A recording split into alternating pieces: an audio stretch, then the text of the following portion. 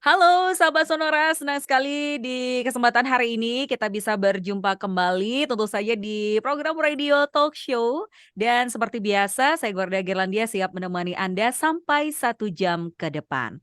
Mindset yang ada di masyarakat semuanya mengatakan bahwa seorang ahli embriologi adalah pengasuh pertama anak Anda selama perjalanan kesuburan Anda. Ini adalah pemahaman yang salah. Lebih dari itu, seorang ahli embriologi menciptakan embrio yang layak untuk digunakan nanti dalam proses bayi tabung atau IVF. Meskipun Anda mungkin tidak menghabiskan banyak waktu dengan tim embriologi Anda, mereka bekerja keras di laboratorium untuk memastikan perkembangan embrio Anda tetap sehat. Nah, ahli embriologi ini adalah profesional medis terlatih yang biasanya memiliki gelar master karena sifat khusus pekerjaan mereka. Mereka bertanggung jawab atas pengelolaan materi genetik baik itu sperma dan sel telur saat mereka berkembang menjadi embrio. Dan seorang ahli embriologi pun berupaya untuk memastikan bahwa laboratorium embriologi yang mereka gunakan merupakan lingkungan yang ideal untuk pertumbuhan dan penyimpanan embrio. Kok saya bicara soal ini ya? Ya karena sesaat lagi di 1 jam ke depan kita akan berbicara mengenai embriologis ya. Jadi perjalanan melalui Genesis IVF Pineng. Semua yang Anda perlu tahu versi embriologi. Nah, kita akan ngobrol bersama narasumber hebat.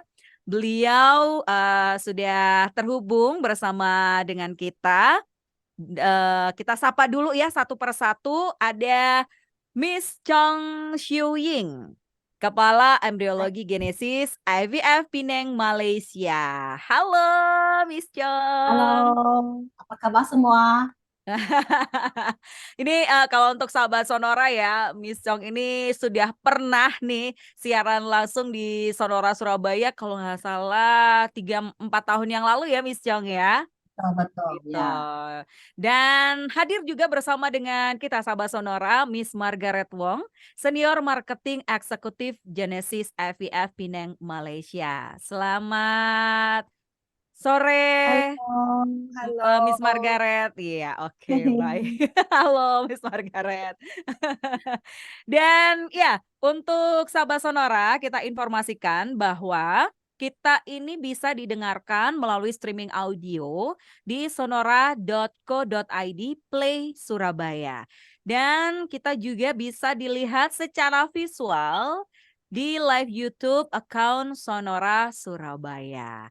Baik, kita ke Miss Margaret dulu ya, karena tentu Yes. saja kita ingin tahu nih seputar Genesis IVF and Women Specialist Center di Pineng. Mungkin bisa disampaikan ke sahabat Sonora Miss Margaret, ini Genesis IVF and Women Specialist Center sudah ada sejak kapan dan seperti apa kekhususan dan kecanggihan teknologi kesehatan yang dimiliki sampai saat ini? Boleh, terima kasih Cik Goda. Dan salam sejahtera semua pendengar radio. So, Ya. Genesis IVF adalah satu spesialis bayi tabung di Penang, Malaysia. Ya. Dan para spesialis kesuburan dan profesional kesihatan terkait kami didukung dengan teknologi yang canggih, berkomitmen untuk mewujudkan impian untuk menjadi orang tua. Ya, Ya. so kami berdiri sejak Juni 2017 dan dikelola oleh para profesional. Jenis IVF telah berjaya membantu banyak pasien di seluruh Asia Tenggara untuk berhasil hamil. Dan pusat kami juga sepenuhnya terintegrasi dengan laboratorium canggih dan Mhm. peralatan yang terbaru untuk memberi tingkat keberhasilan yang tinggi dan konsisten untuk pasien kami di Genesis IVF. Nah, oke, baik. Hmm, Fasilitas apa saja nih yang tersedia di Genesis IVF, Miss Margaret? Fasilitasnya, Ya, uh, fasilitasnya itu apa ya, Ibu? eee, alat-alat apa, kecanggihan apa nih yang disediakan di Genesis IVF? Okey, kami di sini ada peralatan canggih seperti time-lapse untuk tunjukkan Video. video untuk Oh, oke. perkembangan embrio. Kami juga ada PGT. PGT untuk genetic testing sebelum embrio transfer. Yang ini semuanya boleh terdapat di Genesis IVF. Oh, oke, Yes. baik.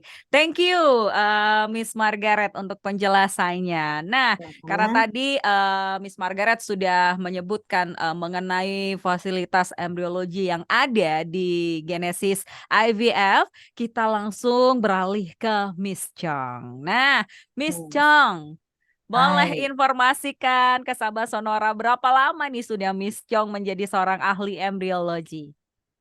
Saya sudah jadi ahli embriologi selama 20 tahun.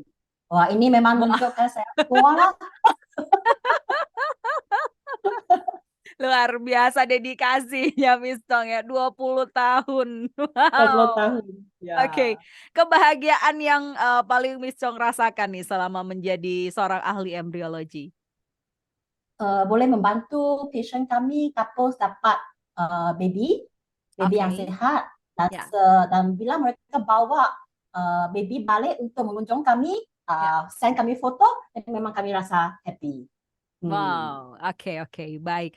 Nah, tugas dan tanggung jawab sebagai seorang ahli embriologi kalau di Genesis IVF Pinang itu seperti apa, Miss Chong?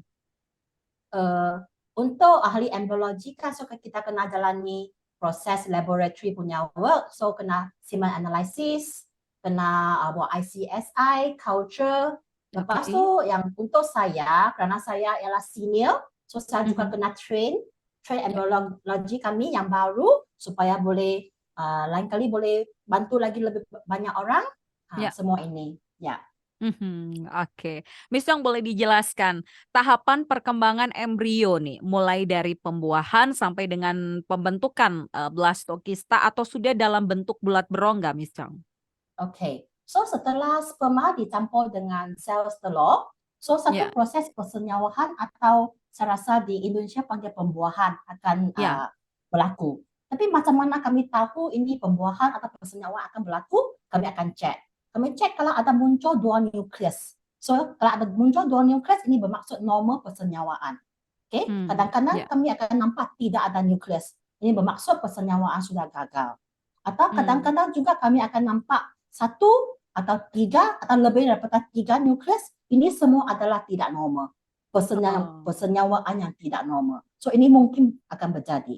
So semua sel telur yang sudah disenyawakan akan Mhm. dikenali sebagai embrio. Dan embrio ini dia akan terus berkembang.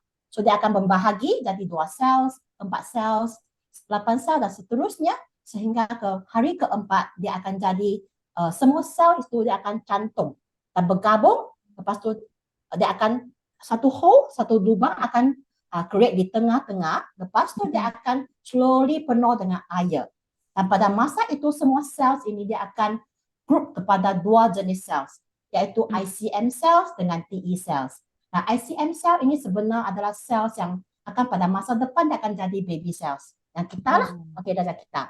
Lepas tu TE cell dia akan jadi placenta cell. So dua jenis sel ini. So dia akan group semua sel itu dia akan jadi ICM cell dengan TE cell. Dengan Ya.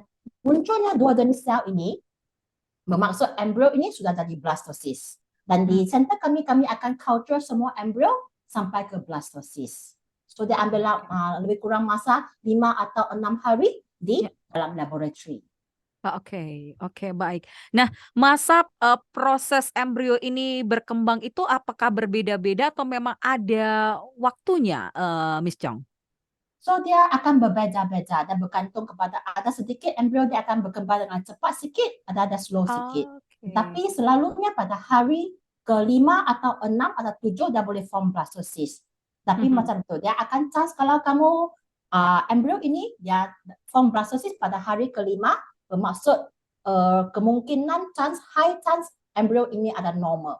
Kalau dia Oke. hari ke-6 atau hari ke-7 baru form blastosis, chances dia normal akan semakin turun. Macam tu. Oh, oke, baik. Faktor-faktor apa, Miss Chong, yang bisa mempengaruhi kualitas dan kelangsungan hidup embrio? Kerana embrio itu macam saya kata, dia ada cantuman daripada sperma dengan telur. So Mhm. kalau kualitas sperma tidak bagus, kualitas Mhm. sel telur pun tidak bagus, dia memang akan mempengaruhi kualitas embrio. Tetapi malangnya lah kami sebenarnya tidak dapat tentukan faktor itu dari sel telur atau sel sperma. So Oke. selalu kami akan just guess lah atau kami suspect daripada segi umur wanita, kualitas Oke. telur dan kualitas sel sperma. Macam sebagai contoh, so kalau Ya. kita kata satu couple, dia isterinya adalah umur 39, 39 Ya. or 40 macam tu. Dan Oke. kualitas sperma okey, boleh accept. So Ya. kalau macam ni, kami akan rasa kalau kualitas embrio ini yang mungkin dia akan dipengaruhi oleh umur wanita dan Ya. bukannya kerana sperma macam tu. So Oke. kita suspek sahaja dan memang kita tidak dapat tentukan beritahu suami isteri kalau embrio tidak bagus adalah daripada salah telur atau salah sperma. Memang kami Sperma. tidak. Ya. Ya, oke, baik. Memang ada beberapa faktor ya, dan itu memang harus dicek dari istri, bisa dari suami juga bisa ya, Miss Chong ya. Nah, mungkin bisa disampaikan juga nih, Miss Chong, gambaran proses bayi tabung, mulai dari pengambilan sel telur, pembuahan, kultur embrio, dan transfer embrio itu seperti apa, Miss Chong? Oke, so untuk pasangan yang ingin jalani IVF, so Ya. untuk isteri harus suntikan hormon lebih kurang 10 hingga 12 hari. Oh, Dan oke. dalam masa suntikan hormon ini, doktor akan cek saiz folikel mungkin 2 atau 3 hari Ya. untuk cek saiz. Dan bila saiz folikel sudah sampai ke masa 17 mm atau 18 mm, so doktor ada akan tetapkan 1 hari untuk pergi ke OPU. OPU itu adalah egg pickup lah. Kita akan retrieve telur. Okay? Dan hari untuk OPU sebelum sampel pada pagi, lepas tu isteri harus untuk admit untuk setengah hari untuk prosedur. Ya. Dan pada masa OPU, satu needle tu jarum, so dia akan masuk ke dalam itu ovary melalui vagina. So Ya. kami doktor dia akan suck itu follicular fluid. Dan semua follicular fluid itu dia akan pass kepada embryolog. Embryolog akan pada masa itu juga kita akan cari telur di under mikroskop. So semua sel telur yang dapat kami akan masukkan ke dalam satu dish yang mengandung media. Media itu memberi nutrition kepada sel telur. So kami akan masuk ke dalam petri dish itu, lepas tu kami akan simpan ke dalam incubator. So dan selepas lebih kurang 3 jam kemudian atau masa sore petang, so kita akan campurkan sel sperma dengan telur. Dan keesokan hari kami embryolog akan cek pembuahan atau persenyawaan. Okay. Seterusnya kami akan bagi embrio berkembang di dalam laboratory macam tadi saya cakap untuk 5 atau 6 hari. Lepas tu kami akan bekukan embrio kerana di genesis kami sebenarnya tidak ada fresh embryo transfer. Kami praktik freeze all policy. Kami akan bekukan semua blastocyst yang jadi. So kami bekukan semua. So lepas tu isteri dia boleh rehat untuk 1-2 bulan atau 3 bulan up to then. So baru kembali untuk proses embryo transfer macam tu. Oke. So dia masa lebih kurang 2 bulan untuk transfer balik embryo transfer lah. Tapi untuk suntikan hormon saya rasa mungkin dalam masa sebulan memang akan sampai ke suntikan hormon ke OPU. Ya. Oke, baik. Nah, untuk metodenya nih, Miss Chong, yang digunakan menilai embrio berdasarkan kualitas dan potensi implantasinya seperti apa, Miss Chong? Sebenarnya kami guna Gardner grading system. So untuk grade blastocyst. Ini sistem ini dia sebenarnya dia akan grade ikut size blastocyst dan juga kualitas untuk ICM cells, itu baby cells dan juga itu TE cells.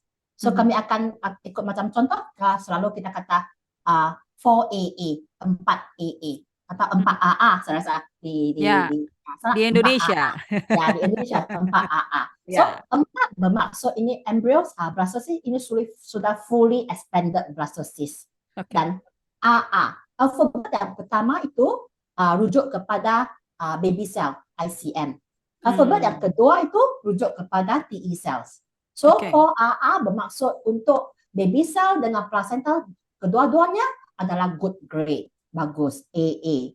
So, kami ada 3 grade lah, A, B, C. A bagus, B itu adalah moderate, so C itu poor. So, kadang-kadang kita juga ada 5BB. So, bermaksud ini blastocyst yang sudah keluar sedikit daripada kulitnya. Sel yang protect embryo itu blastocyst sudah dari 5. BB maksud ICM saya dengan placenta semua ada moderate grade Ya. macam tu. So ini adalah grading kami. Tapi grading ini sebenarnya kami tengok daripada morfologi, Ya. fizikal embryo, so kami grade embryo. Oh, oke, baik. Nah, Miss Chong, mengapa pemilihan embrio ini dibilang penting begitu ya untuk meningkatkan peluang keberhasilan bagi suami istri yang ingin istri yang ingin hamil begitu mendapatkan bayi. Oke, pilihan embryo sebenarnya bukan saja penting, sebenarnya susah. Karena macam tadi saya cakap, kita grade embryo kan berdasarkan fizikal kan. Ini Yes. orang cantik, embryo cantik. Ya. Tapi kadang-kadang genetik di dalamnya dia tidak cantik. Ya. So kadang-kadang memang susah untuk kami nak pilih embryo yang mana. Kita kata ini AA, tapi bila kita tanam balik dia tidak berjaya. Ya. So kadang-kadang sangat susah. So sekarang dulu kan kita hanya guna sistem Gardner system untuk grading. Tapi dengan sekarang karena kita sudah ada PGT, so itu genetic testing, sudah kita boleh tahu adakah embryo ini bagus atau tidak, normal atau tidak normal. So kalau kita tahu itu normal, so kita guna dua jenis kriteria, normal dan lepas tu kita tengok kualitas, so kita untuk transfer. Dan kalau untuk patient yang tidak guna untuk embryo untuk test PGT, kami juga ada time step incubator. Kalau time step incubator itu dia boleh bagi satu skor. Dan bila dah tengok itu morphokinetic, dia akan bagi skor. So skor yang lebih tinggi bermaksud high chance embryo ini dia boleh dapat hamil. So kami akan tengok skor yang tinggi dan juga morfologi yang bagus, akan kita pilih. So ada bantu daripada semua teknologi yang canggih lah. Karena memang kami susah, sangat susah nak pilih. Oke, nah Miss Chong, seperti apa sebetulnya teknik dan manfaat kriopreservasi atau pembekuan embrio yang tadi sempat Miss Chong sampaikan gitu ya untuk penggunaan di masa depan, Miss Chong? Oke, so di Genesis kami guna vitrification teknik. Oke, vitrification teknik ini kalau dibanding dengan slow freezing teknik pada masa dahulu, dia punya itu post survival rate memang sangat tinggi. Untuk embrio, survival rate dia akan more than 99%, dekat dengan 100%. Dan untuk sel telur, dia akan more than 95%. Okay. So memang dengan kami yakin lah kalau kerana kita sudah freeze, lepas tu kita bila telur keluar, dia akan bagus semua survival. So kami memang yakin kami boleh practice freeze all procedure. Dan kami boleh capai frozen embryo transfer success rate more than 65%. So memang kami okay, kami kata vitrification teknik kami bagus, so kami bekukan semua, lepas tu baru couple akan datang balik untuk guna embrio ini. Oke, baik. Nah tadi sudah disampaikan Miss Chong bahwa kurang lebih 1 sampai 2 bulan begitu ya, bisa balik kembali setelah proses pembekuan. Oke, baik. Baik, Sobat Sonora, terima kasih untuk Anda yang masih bersama dengan kami. Tentu saja perbincangan ini bersama dengan Genesis IVF and Women Specialist Center Penang, Malaysia. Kita masih bersama dengan Miss Chong Siu Ying, Kepala Embriologi Genesis IVF Penang, Malaysia. Kita membahas perjalanan melalui Genesis IVF Penang. Semua yang Anda perlu tahu versi embriologi. Nah, kita tadi udah banyak banget ketahui ya bagaimana proses perkembangan embrio, kemudian gambaran proses bayi tabung secara keseluruhan bersama dengan Miss Chong. Nah, kali ini di segmen kedua nih, Miss Chong, saya ingin tahu mengenai ICSI. Nah, ini bagaimana ICSI ini digunakan untuk mengobati infertilitas pria. Nah, mungkin bisa dijelaskan Miss Chong. ICSI ini adalah intracytoplasmic sperm injection. So untuk kaedah ini, satu sperma akan dipilih dan disuntikkan ke dalam sel telur. Dan kaedah ini memang dicipta untuk membantu couples yang suami ada problem dalam sperma. Kualitasnya turun. So kalau dia punya sperm count kurang atau bentuk yang morfologi yang bagus tu pun kurang, atau untuk macam bergerak pun kurang.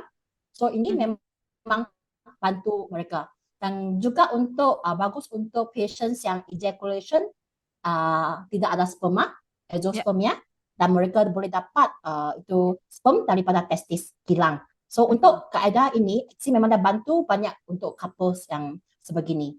Dan ini teknik kan sebenarnya untuk macam natural IVF. So untuk satu sel telur sebenarnya dah perlukan 100,000 sperma untuk senyawakannya. Okay, 100,000 sperma untuk senyawakan satu sel. So untuk ICSI ini dia hanya perlukan satu untuk satu sel telur. So let's say kalau pada masa OPU isteri dapat 40 sel telur, dia hanya perlukan 40 sperm saja. 40. Genesis sebenarnya kami guna teknik ini semua kami guna semua untuk patient kami ICSI. Oke. Dalam situasi seperti apa, Miss Chong, ICSI ini direkomendasikan? Sebenarnya kalau dia direkomend untuk meal factors, macam tadi saya cakap untuk frozen atau untuk sperma yang count tidak bagus, tetapi di Genesis sebenarnya kami guna untuk semua patient kami. Oh, oke. Ya. Untuk mekanisme pengujian genetik praimplantasi PGT, Miss Chong, ini apakah bisa membantu mengidentifikasi embrio yang sehat atau bagaimana, Miss Chong? PGT ini genetic testing kan, so ya sebenarnya boleh digolongkan kepada 3 jenis, PGT-M, PGT-SA dengan PGT-A. Dan PGT-M dengan PGT-SA sebenarnya untuk lebih sesuai untuk couples yang mereka ada keturunan penyakit, family history, ada keturunan penyakit seperti beta thalassemia, alpha thalassemia, atau balance translocation. So let's say satu couples mereka ada history, dua-duanya ada carrier kepada beta thalassemia. So mereka memang ada chance lebih kurang 25% untuk dapat baby yang akan thalassemia major, 25%. So untuk couple yang ini memang kami akan nasihatkan mereka, advise mereka untuk buat PGT-M. Okay. Tapi bukannya semua couples ada family history. Kebanyakan I think 99% lah tak ada family history. So kami akan nasihatkan mereka untuk buat PGT-A. So PGT-A ini apa berbeza dengan PGT-M dan PGT-SA? Ialah dia cek kromosom punya kopi. Untuk manusia kita ada 23 pasang kromosom. Okay, kromosom itu dinama daripada kromosom 1, 2, 3, 4 sampai ke 22. Lepas tu kita ada sepasang seks kromosom. Untuk lelaki adalah XY, untuk perempuan adalah XX. Okay, so setiap kromosom ini dia harusnya sepasang sahaja. Satu daripada bapa kita, satu daripada ibu kita. So kalau ada lebih atau kurang bermaksud abnormal. Okay, dan setiap kromosom ini yang mungkin boleh kurang atau normal. So macam yang contoh yang selalu kita tahu Down syndrome. Down syndrome itu bermaksud embrio ini atau orang ini dia ada 3 pasang kromosom 21. Okay. So untuk PGT-A ini kami akan cek adakah setiap embrio ini dia ada sepasang atau tidak untuk semua kromosom. Okay, so kalau ini memang dah sepasang sahaja bermaksud embrio ini adalah normal dan boleh diguna untuk transfer balik. Chance untuk hamil akan lebih tinggi. Dan dia memang macam akan cepat singkatkan masa couple untuk dapat hamil. Macam let's say satu contoh, satu couple dia ada 4 embrio. Dan 4 embrio itu sebenarnya hanya satu sahaja yang normal, 3 tidak normal. Okay, so kita kalau dia tidak dibuat test, so kita tidak tahu kan. So couple ini dia kena buat embryo transfer proses 4 kali. Akhirnya dia hanya dapat 1 kali satu baby saja. Yang 3 kali dia akan gagal. Okay. Tapi masa walaupun kita kata macam ni, macam macam saja kan, tapi kamu kena ingat dia punya cost. Setiap kali dia kena embryo transfer, dia kena bayar untuk cost dia. Lepas tu stress. Setiap kali kamu transfer, kamu tunggu hasil pregnant atau tak pregnant, memang sangat stres. Okay, Ya. semua ini memang ada efek. Okay, so Ya. kalau dia buat PGT dan dia sudah mula-mula dia sudah tahu, oh daripada 4 embrio ini satu sahaja yang normal. So kita terus pilih embrio itu untuk ditanam balik. So yang lain 3 kita tak akan guna. So macam ini dia akan singkatkan masa dia dapat embrio yang healthy, baby yang healthy. So dia pun tidak akan stres sangat macam tu. So kita harap boleh cepatkan dan help mereka couple dapat hamil dengan lebih cepat. Oke, baik. Ya memang butuh proses ya Miss Chong ya.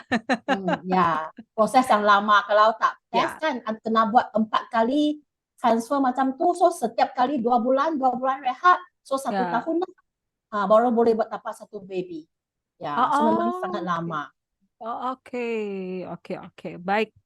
Nah, Miss Chong, mengapa penting untuk menyediakan kondisi kultur optimal bagi embrio di laboratorium?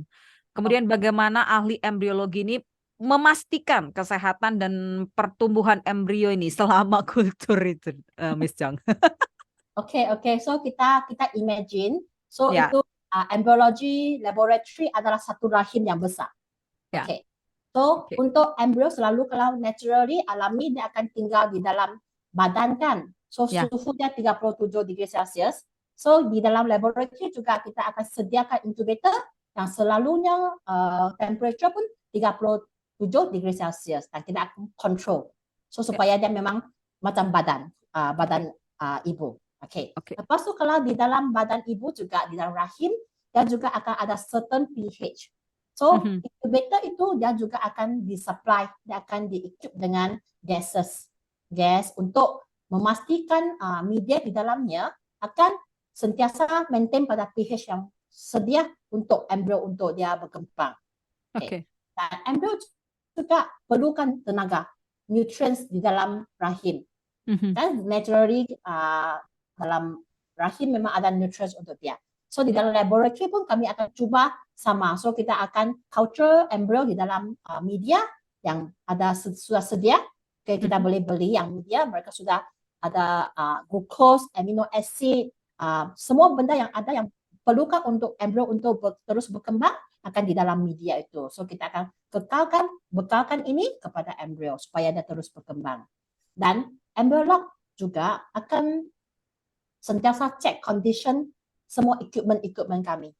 Semua incubator supaya dia terus berfungsi, semua air condition semua bagus untuk supaya pastikan semua equipment okey dan embrio akan terus dalam condition yang bagus dan boleh berkembang dengan bagus. Oke, baik. Terkait dengan penelitian atau perkembangan mutakhir terkait di bidang embriologis ini bagaimana sekarang, Miss Chong? 20 tahun lah, memang lama. Ya. Okay. So dalam masa 20 tahun ini sebenarnya banyak yang berubah. Macam dulu tidak ada yang time-slip incubator, tidak ada yang AI. Sebenarnya time-slip incubator dia pun macam AI lah kerana dia ada AI artificial intelligence untuk bagi score untuk kita. So dia akan snap itu time-slip incubator dia akan snap 10 minutes sekali satu gambar. Lepas tu semua gambar itu dia akan bergabung jadi video. Lepas tu kita boleh nampak itu video macam mana itu embrio bahagi 2 sel ke 4 sel ke sampai jadi ke blastocyst. So ini memang satu perkembangan lah. Lepas tu PGT lagi. PGT juga boleh help kita untuk memastikan embrio ini genetik yang normal atau tidak normal. Lepas tu juga kami ada sekarang ada platelet rich plasma. So PRP ini adalah satu teknik yang boleh bantu couples yang isteri dinding uterus itu adalah nipis. Ada orang yang mereka memang dia treatment, dia ambil ubat pun dinding dia tidak akan jadi tebal. So untuk yang PRP ini kalau kita gunakan dia untuk masukkan ke dalam rahim, mungkin dia boleh bantu untuk tebalkan sedikit dinding untuk lebih sesuai untuk embrio untuk implant. So ini semua teknik yang sekarang baru ada lah, dulu memang tidak ada lah. Oke, baik. Berarti memang semakin canggih ya, Miss Chong. Selama 20 tahun Miss Chong menjadi seorang embriolog. Jangan cakap lagi.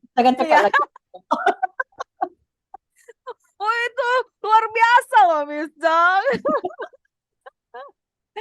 Oke, Miss Chong sebagai ahli embriologi, bagaimana cara ahli embriologi ini berkomunikasi dengan para pasien gitu ya untuk memberikan informasi terkini tentang perkembangan embrio? Okay, untuk kami punya patient, mereka sebenarnya boleh email kami atau Mhm. mereka boleh terus call kami atau WhatsApp kami. Sekiranya mereka ada apa-apa soalan berkaitan dengan embrio, so mereka boleh telefon kami atau WhatsApp kami. Kadang-kadang juga ada patient yang mereka terus di klinik dan minta untuk nak cakap dengan kami, konsultasi dengan embriolog, juga kami akan macam hari ini lah, saya akan terangkan apa berlaku kepada kami punya patient. Kami akan jumpa dengan mereka dan terang dengan mereka. So supaya mereka lebih faham apa yang terjadi kepada embrio mereka. Oke, baik. Miss Dong, ini kan mungkin dari Indonesia begitu. Ketika ingin melakukan perawatan di Genesis IVF begitu ya. Hmm. Apa yang sekiranya nih perlu dipersiapkan oleh mereka sebelum nanti melakukan perawatan di Genesis IVF? Sebelum nak start untuk IVF, Yes. sebenarnya kami hanya boleh nasihatkan patient untuk makan makanan yang seimbang. Okay. Oke. Lepas tu exercise. Okay. Oke. Okay. So untuk ini kerana memang untuk IVF tidak ada ubat yang boleh makan untuk meningkatkan kualitas sperma dengan telur. Kalau ada sedikit suplemen pun hanya bantu sedikit dan bukannya 100% akan help. So Ya. tetapi kami believe hormon changes akan stress, semua ini akan mempengaruhi hormon changes. So kami akan nasihatkan patient supaya exercise, jangan begitu stres. Okay, so cubalah relax sebelum datang untuk treatment semua ini. Ya. Oke, baik. Perkiraan treatment yang akan dilakukan oleh couples nih di Genesis IVF, perkiraannya tuh harus sampai berapa lama, Miss Chong? Kalau dimulai dari suntikan Ya. sampai ke OPU dan ambil masa lebih kurang 3 minggu. 3 minggu, oke. 3 minggu. Okay. Mhm. Selepas OPU, so bila kami culture embryo di dalam laboratory, sebenarnya isteri dengan suami boleh balik ke Indonesia. Tidak Oh, perlu oke. untuk tunggu di sini kerana kami Ya. akan email hasilnya kepada mereka. Okay, kerana kami Oke. freeze all kan, kami akan freezing semua Ya. embryo yang ada. So mereka boleh terus balik. Lepas tu tunggu email kami. Lepas tu mereka baru untuk start untuk frozen embryo transfer. So itu boleh rehat untuk 1 atau 2 bulan, lepas tu kembali untuk proses itu. Oke. Miss Chong, ketika mungkin ada couples nih ya, Miss Chong, melakukan udah ke Genesis IVF, kemudian embrionya abnormal begitu.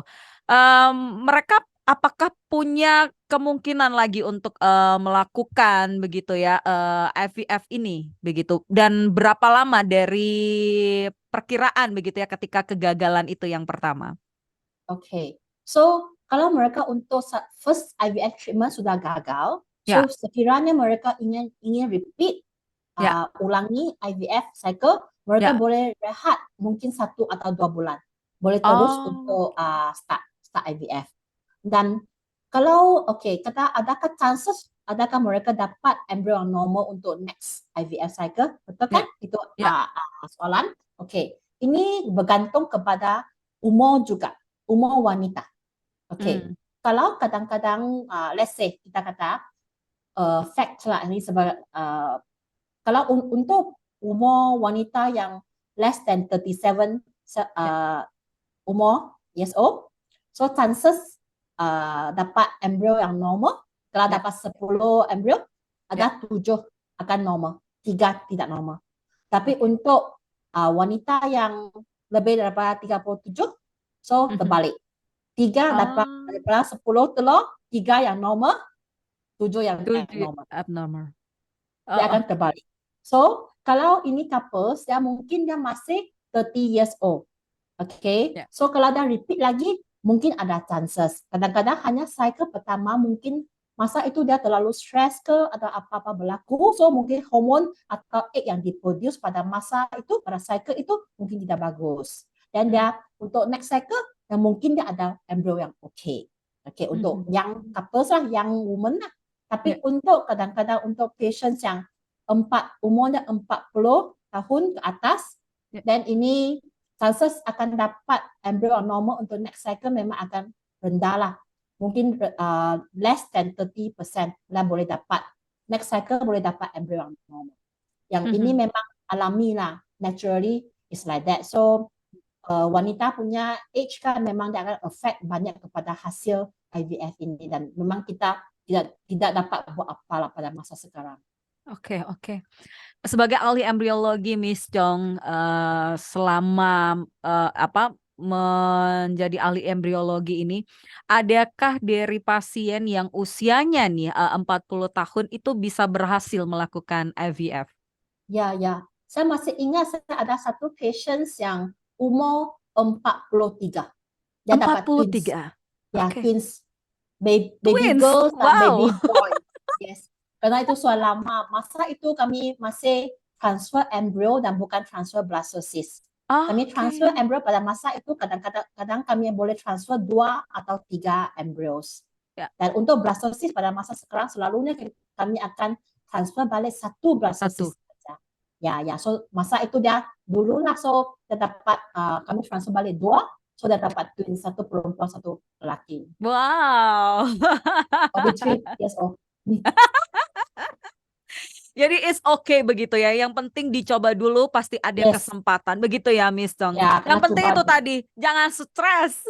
Yes, jangan stres, betul. Relax. Relax gitu. Jadi kalau memang sudah ada kemauan couples untuk melakukan IVF, dijaga nutrisi yang masuk ke dalam tubuh dan pikiran juga gitu ya. Yes. Pikiran memang Oke. sangat penting ya. Yes, oke. Miss Chong, ini sebagai closing statement, apa yang ingin disampaikan ke sahabat Sonora terkait dengan seluruh perbincangan kita nih, Miss Chong? Oke. So, harap hari ini saya punya sharing boleh help semua couples yang ingin buat IVF. Dan untuk couples yang sekiranya ingin coba IVF, setelah mereka coba sendiri secara alami, setelah dalam masa setahun masih tidak ada hamil, mungkin kena harus pergi cari dokter untuk cek, tengok apakah reasonnya. Bukannya seterusnya nak pergi buat IVF, just check dulu, jangan tunggu. Karena macam tadi saya cakap, bila wanita punya usia semakin meningkat, chances akan semakin kurang. So kalau memang nak ada baby, so secepat mungkin dalam masa setahun cuba tidak dapat baby, secepat mungkinlah kita pergi cek dulu. Lepas tu baru tetapkan sama anda ingin IVF ke atau tidak mau, macam tu. Oke, baik. Terima kasih Miss Chong untuk informasinya. Salam Thank sehat dan you. sukses selalu, Miss Chong. Thank you. Bye-bye. Bye-bye. Bye. Dan sahabat Sonora, untuk informasi lebih lengkap dan appointments, silahkan Anda dapat menghubungi nomor telepon +604 226 3322 atau +6019 410 8322. Bisa juga melalui email di alamat enquiry@genesisivf.com.my. Jangan lupa juga untuk ada di website ya, dilayani di website di genesisivf.com.my. Sampai di sini dulu sahabat Sonora kebersamaan kita di Radio Talk Show bersama dengan Genesis IVF Penang, Malaysia. Sekali lagi terima kasih Miss Chong untuk edukasinya. Semoga apa yang kita perbincangkan ini bermanfaat dan tentu saja bisa jadi solusi nih untuk sahabat Sonora yang mendambakan hadirnya sang buah hati dan ingin menjalankan program bayi tabung. Baik, jangan lewatkan episode selanjutnya. Talkshow kesehatan ini bersama dengan Genesis IVF akan hadir beberapa kali di Sonora, Surabaya. Keep stay tune. Gorda pamit undur diri. Sampai jumpa.